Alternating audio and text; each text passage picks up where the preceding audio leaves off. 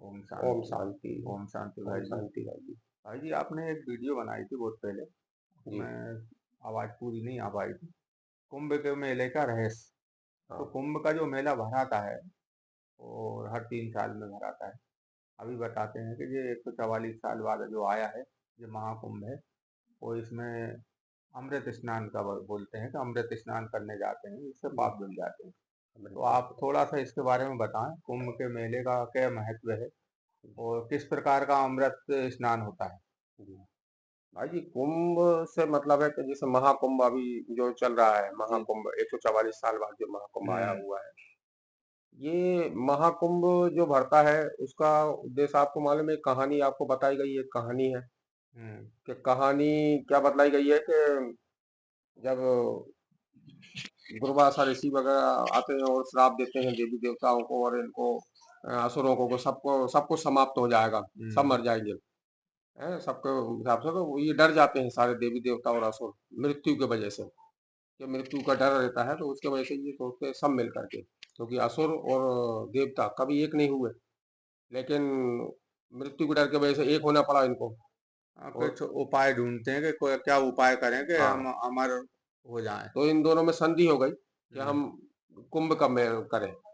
तो कुंभ का आयोजन जब बताया गया कि वहां पे मंदराचल पर्वत को वहां लेके आए समुद्र में और मंथन करना है। ब्रह्मा जी के पास गए थे सब देवी देवता और असुर। तो ब्रह्मा जी ने बताया कि देखो आप करोगे तो मंथन, लेकिन मंथन से आपको अमृत की प्राप्ति होगी। हम्म। और अमृत के लिए आपको विष्णु जी को भी साथ में रखना पड़ेगा, ताकि वो बैलेंस बना सके। क्योंकि जब ये अमृत होगा, मथनी होगी, तो वो मथनी को संभालने के लिए, बैलेंस के लिए विष्णु जी को साथ रखना पड़ेगा। तो वहां बताया गया विष्णु जी ने कछुए का तो अवतार लिया और और नीचे बैलेंस के लिए विष्णु जी बैठे। और पर्वत को अपनी पीठ पे रखा उनने। हाँ। और फिर मथने के लिए उनने बोला कि अब रस्सी इतनी बड़ी कहाँ से लेके आए, तो जो बासुकी नाग को बासुकी लेके आए। नाग है, सबसे बड़ा कहलाता है वो, हाँ। उसको लेके आया, उसको लपेटा। तो एक साइड लग गए देवता पूंछ की तरफ, और हाँ। जो नाग का सिर था उस तरफ असुर लोग असुर लग गए। लोग लग गए वो मथनी शुरू कर दी और उनने तो। मथनी शुरू कर दी और उसको ऊपर से बैलेंस बनाने के अब लिए वो ब्रह्मा जी संभाल रहे थे। मथना शुरू करा तो ऊपर से हिलने लगा पर्वत। हम्म। तो उसने कि इसका बैलेंस कैसे बना, तो ऊपर ब्रह्मा जी के द्वारा पर्वत की चोटी पकड़ा दी गई। जी बिल्कुल। तो इस प्रकार से वो समुद्र मंथन बताते हैं उसमें कि हाँ। समुद्र मंथन इस प्रकार किया, तो उसमें कई प्रकार के रत्न निकले। और उसमें सबसे पहले कामधेनु। हलाहल निकला। हाँ, लेकिन पहले हलाहल विष निकला सबसे सबसे पहले। पहले हलाहल निकला कि कोई भी चीज का हम विचारों को उसका भी भी अगर एक मंथन रहस्य करते हैं। है कि कोई भी चीज का मंथन करते हैं, किसी चीज का विचार करते हैं, तो पहले उसमें गंदी ही चीज निकलती है। तो उसमें बताया गया कि हलाहल विष निकला। अब हलाहल विष निकला तो असुर तरफ मुंह था बासुकी नाग का, उसी तरफ ज्यादा निकला, तो वो जलने लगे। और देवताओं के पास ही पहुंच गया वो विष, उसमें जलने लगे। तो उनने बोला कि अब क्या करें इसका विष का। विष्णु जी तो नीचे हैं, बैलेंस बना रहे हैं, ऊपर से ब्रह्मा जी संभाल रहे हैं, आप किसके पास ले जाएं। तो हाँ। वो हलाहल को लेकर के महादेव जी के पास गए, शिव जी के पास में गए वहां पे। तो अब शिव जी ने बोला कि अरे तुम तो पूरी धरनी को ही जला के खत्म कर दोगे, नाश कर हम्म। दोगे ये हलाहल के चक्कर में। तो ये निकली है चीज, तो उसकी वजह से महादेव ने बोला कि लाइए मैं इसको धारण करता हूँ। महादेव ने धारण किया तो उनको गले के पास का जो रहा विष, तो उनको उस समय नाम दिया गया नीलकंठ। कंठ नीला हो गया जिसके वजह से नीलकंठ नाम दिया गया। अब देव जितने भी वो देवता थे और असुर थे वो वहां पे वापस आए। पुनः आकर के उन्होंने मंथन किया, क्योंकि मंथन की प्रक्रिया रोके कैसे। माया अभी अपना कार्य करेगी मंथन में, अमृत में प्राप्त होगा तो मंथन की प्रक्रिया के रोके कैसे। तो नई नई चीजों का प्रलोभन दिया गया कि अब ये हाथी आया, तो कामधेनु गाय आई, कल्प वृक्ष आया, और दो अश्विनी कुमार क्या वो भी आए, कौस्तुभ मणि निकली उसमें से। मणियां निकली। और एक अश्व भी निकला, कल्प वृक्ष भी निकला। इस प्रकार से तो कई चीजें मतलब निकली उसमें। उसका मतलब ये है कि आप मंथन कर रहे हो तो ये चीजें भी आप प्राप्त करो। पहले हम्म। आपको ये प्राप्त करना पड़ेंगी, उसके बाद आपको अमृत कलश मिलेगा। मतलब अंतिम लक्ष्य में पहुंचने के लिए प्रलोभन दिए जाते हैं पहले, जी। कि ये लक्ष्य से भटक जाएं। कोई भी अच्छा कार्य करते हैं तो हाँ, उसके बीच में उसमें कई बीच में प्रकार माया की अड़ंगे माया के डालती है, वो प्रलोभन आते प्रलोभन हैं। देती है, जी। ताकि ये इस रास्ते पर न चल पाए। हाँ।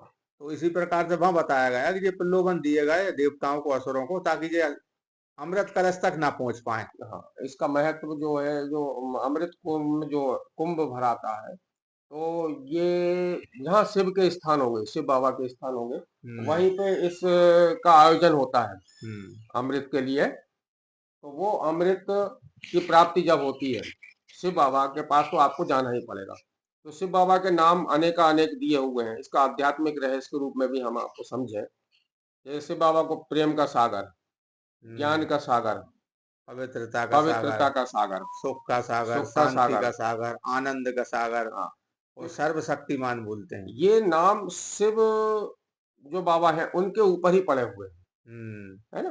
तो जब ये ज्ञान के रूप में, सारे सागर के रूप में बताया गया है, तो ये जो मंथन का आयोजन आध्यात्मिक रूप से रहस्य बता रहे हैं इसका भाई जी, कि ये जो मंदराचल पर्वत है, ये समुद्र, ये पूरा ये भरा हुआ है हमारा शरीर, ये पूरा समुद्र है।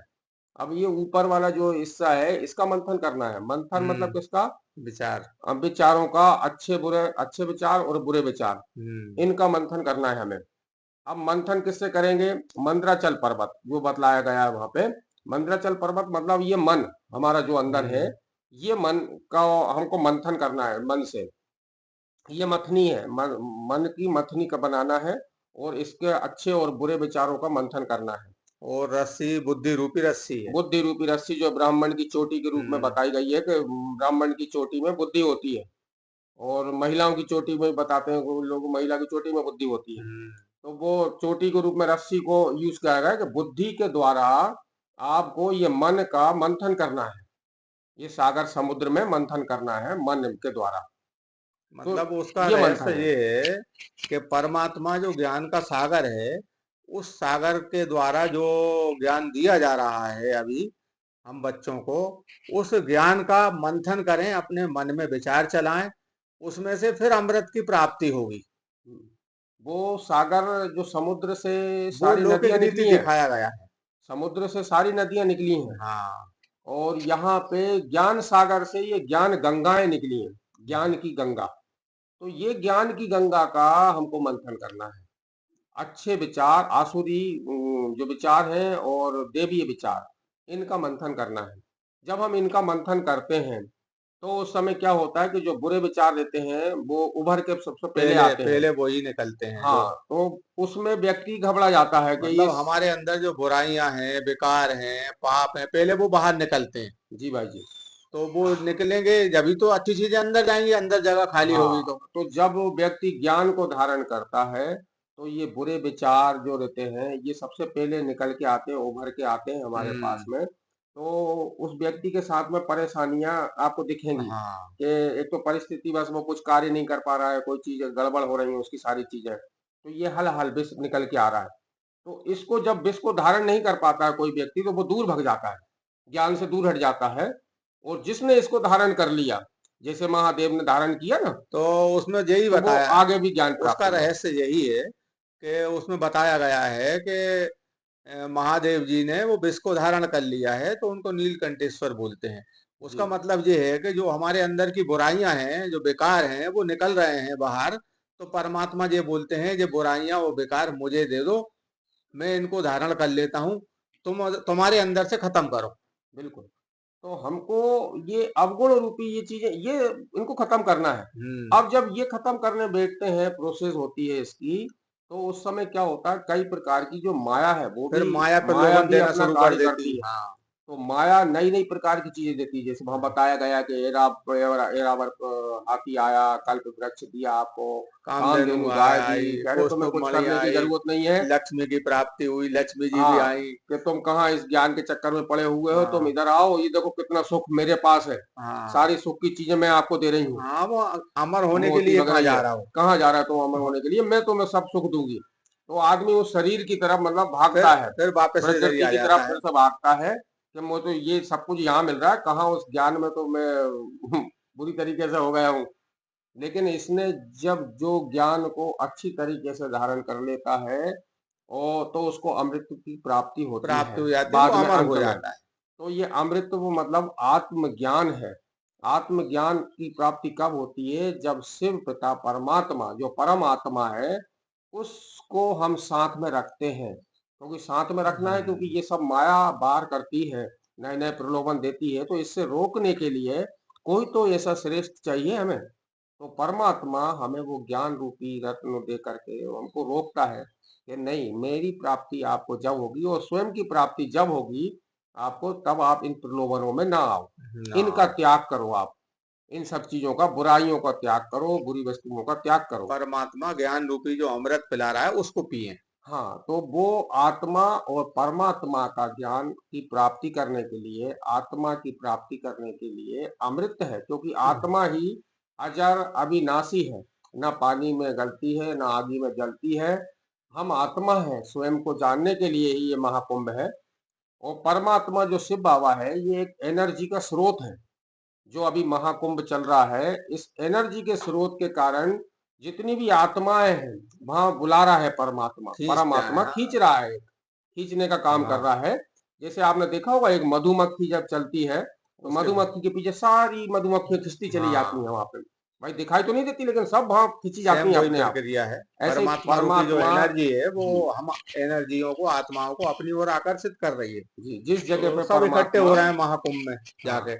और वहां पे इकट्ठे हो करके महाकुंभ का एक यही बताते हैं कि जब वो देवता और असुरों ने जब उसका मंथन किया, तो कलश लेके इंद्र का लड़का जयंत जो था वो हाँ, भागा जी, कि ये अमृत कलश में से अमर जो होने की जो असुर लोग अमृत पी है वो लेंगे, असुर हाँ प्राप्त ना कर ले। तो वो हाँ, भागा तो लेकिन ये, असुरों ने देख लिया, तो वो भी पीछे पड़ गए उसके कि भाई हमें भी चाहिए अमर होने का वो अमृत। तो तो देवताओं और असुरों में बिल्कुल, फिर युद्ध हुआ। हाँ, तो वो जब युद्ध हुआ तो वो युद्ध बताते हैं कि 12 वर्ष हुआ। हम्म। और 12 वर्ष के कार्यकाल के युद्ध में 4 जगह बूंदे गिरी, अलग हम्म। अलग जगह, तो जिसको हम संगम महाकुंभ बोलते हैं। तो ये जो 12 वर्ष का कार्यकाल है, आपने देखा होगा भाई जी कि जितने भी 4 कुंभ हमारे जो भराते हैं, तीन हम्म। तीन वर्ष के अंतराल में भराते हैं, हाँ। हर 3-3 वर्ष भराते हैं। और लास्ट कुंभ जो होता है उज्जैन में, महाकाल की नगरी में, जहाँ शिव बाबा है विराजमान, वहां पे जाकर के ये इसकी समाप्ति होती है, 4 कुंभ, चौथा कुंभ जो होता है। तो वो कुंभ का मतलब भी कार्यकाल मतलब चार बरोबर है। युगों को दर्शाया गया है। हाँ, और वो, चार जगह जब बूंदे गिरी हैं, जी, वो चार युगों को दर्शाया गया है। और चारों युगों की आयु भी दर्शाई गई है कि बराबर बराबर वो होती है। इसीलिए बताई गई कि जैसे आज हम लोगों ने बोल दिया ना कि सतयुग और त्रेता की आयु लाखों हाँ। वर्ष, और ये सबकी आयु अलग अलग कर दी है हमने। हाँ। तो वहां पे दिखाया गया है, जो बूंद का है, 4 बूंदे गिरी हुई है, तो स्वास्तिक का चित्र बताया है। हमारे हमेशा पूजन में हम स्वास्तिक बनाते हैं। तो वो स्वास्तिक बनाने का तात्पर्य यही है कि चारों जो खाने हैं उसके चारों युग के समान है, बराबर होते सतयुग, हैं। त्रेता और ये। जैसे कुछ हर 3-3 साल में कुंभ भरता है ना, ऐसे। ऐसे ही चारों खाने स्वास्तिक के बरोबर बरोबर हैं कि हर युग की आयु बरोबर है। हम्म। तो ये 12 वर्ष के अंतराल में सारे चारों युग पूरे हो जाते हैं। ये सब चीजों उनमें बताई गई है गणना कि ये बरोबर बरोबर है। कुंभ का महत्व ये है। तो भाई जी वहाँ पे अभी मैंने सुना है कि दुर्घटनाएं हुई बहुत, वहाँ पे भगदड़ हो गई, ये हुआ। तो पाप करने गए थे हम लोग के पुण्य करने गए थे वहाँ पे? नहीं, हमने उसमें अपने पैरों के नीचे लोगों को कुचल दिया, उनकी मृत्यु हो गई, तो ये तो गलत है। तो यही कुंभ का महत्व ही भाई जी ये है कि इसको समझें, कि एक तो ज्ञान से भी समझें, और अपन वहां पे कुंभ जब करने जा रहे हैं तो परमात्मा हम सबको बुला रहा है, वहां पे एनर्जी के स्रोत में हम सारी एनर्जियों को एकत्रित कर रहा है। तो हम्म। हमारे अंदर जो बुराइयां एकत्रित हो गई हैं, कुंभ का मतलब क्या होता है कि हम अपने पाप धोने के लिए जा रहे हैं वहां पे। हम्म। तो आपने गंगा जी में डुबकी लगाई तो शरीर के जो तल था वो स्वच्छ हो गया आपका, है ना। और दूसरा, आत्मा के रूप में जो मन के अंदर, हमारे अंदर इतने बेकार के विचार भर गए हैं, व्यर्थ की चीजें भर गई हैं कि हम किसी को कुछ नहीं समझ रहे हैं, भाई को भाई नहीं समझ रहे हैं, दूसरी चीजों में हम व्यक्त हो गए हैं। तो वहाँ जो लोग इकट्ठे हो रहे हैं वो भी परमात्मा के बच्चे हैं, हम्म। सब। तो वो हमारे एक रिश्ते से, आत्मा के रूप से हमारे सब भाई हैं। हम्म। कोई भी व्यक्ति अलग नहीं है। जितने भी आत्माएं एकत्रित हो रही हैं वहां पे जा करके, वो सब हमारे भाई हैं। तो भाई की रक्षा करना भाई का कार्य होता है। और हम एक दूसरे को, अगर परिस्थिति में कोई गड़बड़ गिर गया तो हम उसको उठा नहीं पा रहे हैं, हम्म। तो इसका मतलब हमारे विचार समाप्त नहीं हुए अभी। खाली हमारा स्वार्थ देख रहे हैं कि हमें किसी भी तरीके से स्नान करने का समय मिल जाए। तो हमको बाकी एक दूसरे की वहां मदद करना है। परमात्मा का विशेष कहना है कि आप सेवा भाव, तन मन और धन, इन तीनों चीजों से मुझ पे अर्पित हो। जब आप सेवा भाव ही नहीं है आपके अंदर, और सेवा भाव आपको वहां बनाना पड़ेगा, सब लोगों की मदद करना पड़ेगा, परमात्मा यही देखता है। वहां पे सबको एकत्रित करने के लिए कि किन किन के मन शुद्ध हुए हैं हम्म। इस गंगा में डुबकी लगाने के बाद, वो किन शरीर ने किए अकेला हुए शुद्ध हैं। होने से थोड़ी कुछ होगा। तो हमें अपने भाई मन मन भी के शुद्ध अंदर, करना पड़ेगा। ये ज्ञान रूपी जो परमात्मा ज्ञान दे रहा है, इससे मन शुद्ध होता है, आत्मा शुद्ध होती है। और जहाँ पे नहाने जा रहे हैं, स्नान करने जा रहे हैं, उससे शरीर शुद्ध होता है। तो मन भी शुद्ध करें अपना। तो परमात्मा रूपी वो आत्मा जो है वो बूंद है, अमृत के रूप में हम्म। जो दिखा रहे हैं चार जगह पे, वो बूंद है। इसलिए हम गाना गाते हैं ना, तू प्यार का सागर है, हम्म। तेरी एक बूंद के प्यासे हम। तो कुंभ का ये रहस्य है भाई जी, जी है ना, कथा में बताया गया है, लेकिन उसका आध्यात्मिक रहस्य यही है कि परमात्मा जो ज्ञान रूपी गंगा से स्नान कराता है, प्रतिदिन स्नान कराता है परमात्मा, कि इस कुंभ में स्नान करोगे और जो मैं ज्ञान दे रहा हूँ उसका आप विचार मंथन करोगे, तो उसमें से तुम्हें अमरत्व की प्राप्ति होगी। और जो उसमें बताई गई हैं चीजें, जो लक्ष्मी की प्राप्ति हुई और कल्प वृक्ष की हुई और वो तो बड़ी भाई और एरावत आती है, दुनिया भर की चीजें जो बताई गई हैं निकली, वो सब प्राप्त होती हैं परमात्मा के ये ज्ञान रूपी गंगा में स्नान करने से। हाँ, और इसको प्राप्त करने के बाद ये माया रूपी प्रलोभन जो मिलते हैं, इनको हाँ, पाने के बाद उनसे भी परमात्मा छुटकारा मिल से जाता है। परमात्मा से आपकी दूरी बन जाती है। इसलिए आज भी ये समय ऐसा चल रहा है कि परमात्मा को कई लोग पहचान नहीं रहे कि परमात्मा किस रूप में है। हम्म। परमात्मा परम आत्मा है, वो आत्मा स्वयं बोल रहा है, उसके बाद भी समझ नहीं रहा है कि परम आत्मा, आत्मा मतलब कौन। मैं भी आत्मा हूँ और मेरा जो पिता परम पिता है वो भी परम आत्मा है। हम अलग अलग हैं और हमने बोल दिया आत्मा ही परमात्मा है, हम परमात्मा को भूल गए, हम्म। अपने आप को ही परमात्मा बोल दिया। अगर आत्मा में ही परमात्मा है तो इतने लोग क्यों कुचल रहे हैं वहां पे? क्या परमात्मा सबको कुचल रहा है? वहां तो ऐसा होना नहीं चाहिए। हम आपस में सब मिलके क्यों नहीं रह रहे हैं? समझो ना, वो परम आत्मा है, वो हमारा पिता है, हम आत्मा है, हम बच्चे हैं उसके, हम सब भाई भाई हैं आपस में। तो हमको सबकी एक दूसरे की सेवा करना है, एक दूसरे को अच्छे से लेके चलना है, सबको स्नान कराना है, सबको डुबकी लगवाना है। तो ये व्यवहार बना के चले वहाँ पे। और दूसरी चीज वहाँ पे अभी साधु संत कई लोग बोल रहे हैं, ये सुनने में आया कि ये हम्म। आखिरी कुंभ है, ये आखिरी कुंभ है। तो ये जो 144 साल बाद जो महाकुंभ आता है ना, ये आखिरी हो सकता है। नहीं बाकी कुंभ जो है वो तो भाई तीन जी, तीन साल बाद आएंगे ही। भाई जी उसका आध्यात्मिक रहस्य ये है, परमपिता परमात्मा ने स्वयं बताया है कि 10 या 11 साल के बाद में सतयुग की मतलब सतयुग प्रारंभ हो जाएगा, 10-12 साल के अंदर। तो प्रयागराज में तो अभी समय ही नहीं है उतना कि प्रयागराज में दोबारा से ये वाला कुंभ आ पाए, सतयुग हो जाएगा, तो इसीलिए लोग बताते हैं। अभी जो इतनी आत्माएं जा रही हैं वहां पे, हम्म। वो परम आत्मा वहां पे इन सबको अपनी एनर्जी के स्रोत में खींच रहा है। जी। और सब आत्माओं को अपना जो देना है उसको भंडारी, भोले हाँ। बाबा की भंडारी बोलते हैं ना, भंडारा जिसको देना है, वो सब आत्माओं को परम पिता परमात्मा वहां पे भर रहा है, भर्ती कर रहा है। वो जो ज्ञान से धारण कर रहे हैं उनको भी धारण कर रहा है। तो ये सब चीजें ज्ञान की भी है और अपने लौकिक में भी है। दोनों चीजें हैं। दोनों प्रकार के कुंभ चल रहे तो हैं। कुंभ का मेले का ये रहस्य है भाई जी। हाँ, आपने बहुत अच्छा बताया, आपका धन्यवाद। और सभी लोग समझें कि कुंभ स्नान करने तो जा रहे हैं, लेकिन उसका आध्यात्मिक रहस्य भी समझें और लौकिक में जो चल रहा है उसको भी समझें, और अच्छी तरीके से स्नान करके आएं और अपने मन को भी धोएं। परमात्मा जो ज्ञान दे रहा है उस ज्ञान से अपने मन को भी धोएं, अपनी आत्मा को भी शुद्ध करें। और गंगा में डुबकी लगाने के बाद अपने शरीर को तो स्वच्छ कर ही लेते हैं। तो सबको वहां से आने के बाद में ये ओम सारी शांति। बुराइयां बंद हो जाना चाहिए। ये त्याग देना चाहिए कि भाई हाँ, हम छोड़ के आ गए सब बुराइयां, फिर दोबारा से कैसे आ गई, जी भाई जी। है ना। अच्छा। ओम ओम शांति। शांति।